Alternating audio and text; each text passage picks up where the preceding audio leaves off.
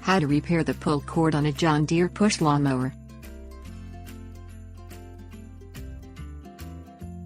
Few things are more frustrating than getting motivated to cut your lawn with your John Deere Push Lawnmower and finding that the starter cord is broken, which can happen with normal wear and tear. The starter cord takes a lot of abuse when you pull it again and again, and it deteriorates over time from wet and hot climates.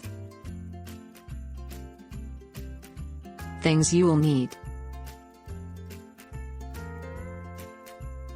John Deere Lawnmower starter cord, screwdriver, socket wrench, utility knife. Unscrew the screws that hold the starter cord housing in place with a screwdriver. Remove the housing. Loosen the bolts with a socket wrench that hold the wheel where the cord is wrapped. Pull the wheel off the mower, and take the old starter cord off of the wheel. Cut the cord with a utility knife since the end of it will be knotted. Pay attention to the way the cord was wound so you can replace the new cord in the same fashion. Tie the new starter cord to the wheel just as the old one was tied. Wind the cord around the wheel and put the wheel back on the mower.